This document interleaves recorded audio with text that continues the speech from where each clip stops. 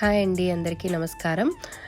2 మినిట్స్లో గోధుమ పిండితో కుకీ ఎలా చేసుకోవాలో మా సూర్య, మా పెద్ద అబ్బాయి చూపిస్తున్నాడనమాట. ఫస్ట్ బటర్ వేసాడు, షుగర్ వేసాడు, తర్వాత వీట్ ఫ్లోర్ అంటే గోధుమ పిండి వేసాడు, మిల్క్ వేసాడు, తర్వాత బాగా కలుపుకోవాలి. అన్నీ వేసి ఇప్పుడు కొద్దిగా వెనీలా ఎక్స్ట్రాక్ట్ వేసుకోవాలి. అది ఫ్లేవర్ ఇస్తుంది. వీట్ ఫ్లోర్ మళ్ళీ కూడా వేసి కలుపుతున్నాడు. మీరు ఒకేసారి అయినా వేసుకోవచ్చు. బేకింగ్ సోడా కొంచెం ఒక పించ్ వేసుకోవాలి. సినిమన్ అంటే చెక్క పొడి, తర్వాత సాల్ట్. చెక్క పొడి మాత్రం మీకు ఆప్షనల్.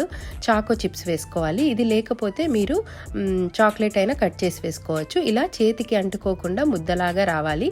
తర్వాత ఒక చిన్న ప్లేట్లో, సెరామిక్ ప్లేట్లో పెట్టేసి ఓవెన్లో పెట్టేస్తే 2 మినిట్స్లో అయిపోతుంది.